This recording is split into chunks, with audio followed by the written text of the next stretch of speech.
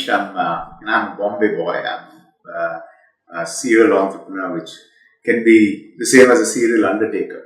Right? I've shut many businesses. That means as many as maybe one less than what I've started. And I currently run a company called Printo, which is a retail chain of print shops based out of Bangalore, and got shops now all over India, and where you can walk in and get anything done in printing.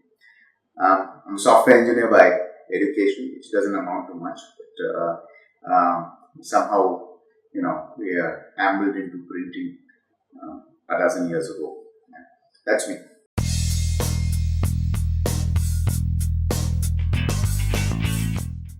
I think what we did was we just organized service delivery right, in print.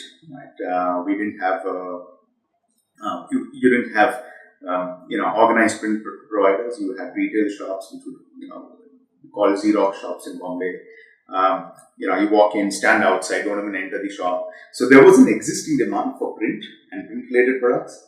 We organize supply very differently, and when you organize supply differently, what really happens is that you land up eventually creating a wider market, because those who didn't want print or didn't think about certain print products start buying print products as well. So I'll give you an example. Earlier, you would just have somebody coming in for a poster.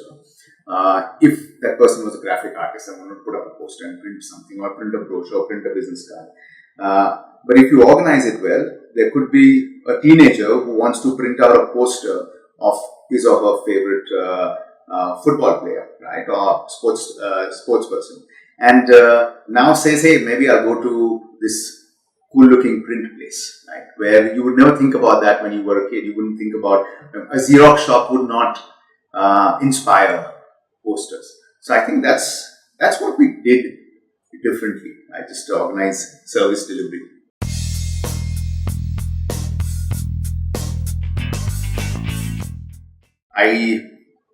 I think public opinion is public opinion, right? And it's a gathering of opinions which means that it does not exist, right? There's no single opinion, and I feel that I feel pretty strongly that whether right or wrong, you need to have your own opinion and have some own founding principles. And it's not that these principles are necessarily original. They could have been influenced by parents, teachers, friends, people you looked up to, something you read. But over years, you'll end up developing some principles. And a good way of developing principles is by practicing, first principles, and practicing these consciously. And perhaps to an extent questioning when somebody asks you to do something that's started. So I think for me, I was kind of an anti-estab guy from college. I was suspended from my engineering college because I edited an anti-establishment magazine, right? And it was an underground magazine called The Engineer's Voice, and we had great fun. But I was also fortunate, the same principal who chucked me out, we became good friends later, and he kind of encouraged these activities. So today, for me, it's fairly simple. Whenever I look at what others feel I should be doing, or look at the noise in the market, I try to take it out by just going back to basic principles and saying what's good for the business. Right? So, for example, if it's very easy, and I've faltered myself thinking that success in business is about raising money, right? And that's so far from the truth. Success in business is keeping customers happy, right?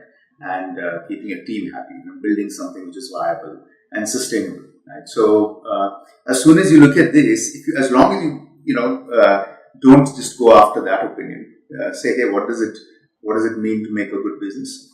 You suddenly get clear, right? But if you don't have first principles, if you didn't know what it genuinely is to make a business successful, and I might be wrong, it may not be keeping customers happy.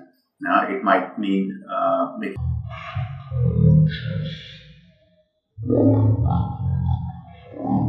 which you revisit rather than only go by what the surrounding world says. Having said that, I feel that it's important to have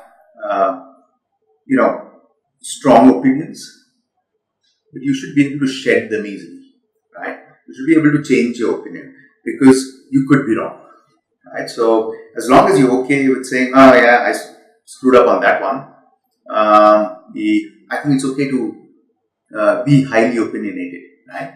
And you're not digging your own grave, right? And it's also okay to dig your own grave, but it's a company that we're talking about, right? So you're taking a lot of people down. So, so if I feel that it's crazy to go after raising money, if I'm proven wrong in some instances, I should be able to accept that, analyze that, and say, okay, yeah, sometimes it may make sense.